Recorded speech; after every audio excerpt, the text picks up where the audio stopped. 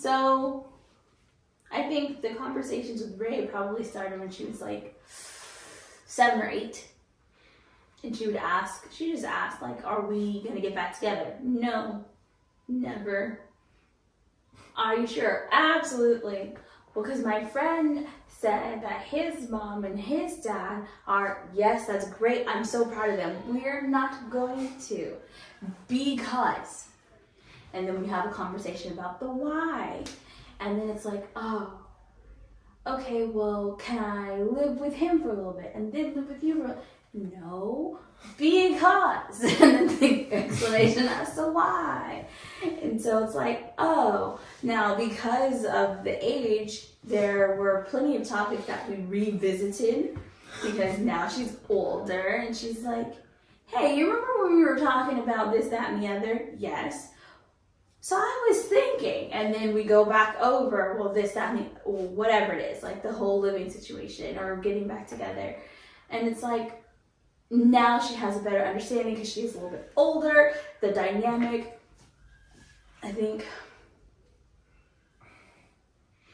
so 2 years ago, so about 11 is when I think she really was at a point where she really understood.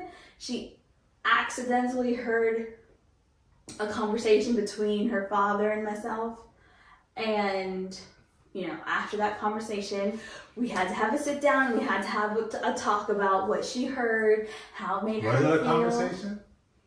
I don't think that was a conversation between Ray and I.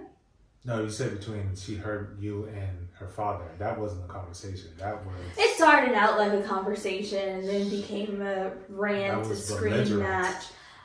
Disrespect, and then click. That was a one-way street of foolery. Either which way. So, had to talk to Ray about what she heard, kind of explain the more detailed dynamics between her father and myself. And that was the day where I decided that I was just going to let her know. I love you, and the only reason I speak to your father is on your behalf. However, I am no longer going to do that.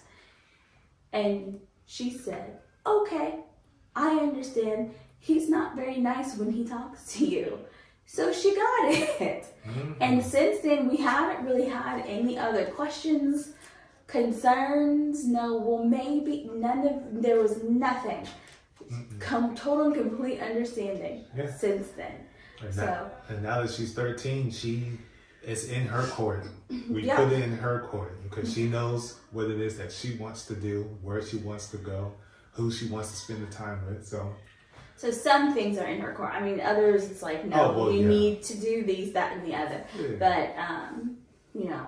But, as far as, you have a very long vacation. What do you want to do with your time once your stuff is done? So if there's like any homework package or something the teacher sends, and once that's done, what do you want to do?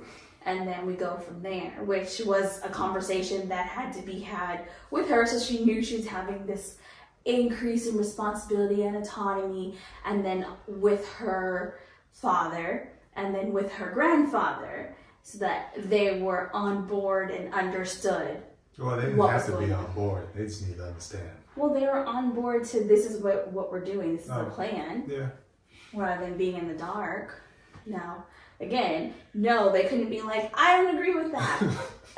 Okay, don't agree with it. It's still happening. But they were made aware, and so they understood that these are her decisions. And if you do not like them, you're more than welcome to talk to her about it. Yeah.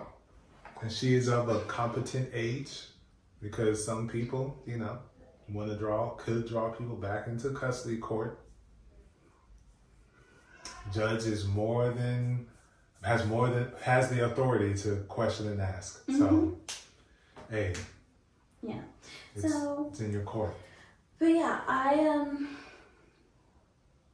guess I should say I thank my mom for that approach because she never held anything back. Never held anything back. She just told us. Yeah, so I mean I held some things back. it was one of those things where it's like, oh, okay, that was nice. Maybe a little too much information from my mom, but the approach of it, I like that. The idea. So yeah, let me take that idea, but make it my own, and go from there. And that's what I did with Ray. And I think that it worked out pretty nicely. Yeah, it did.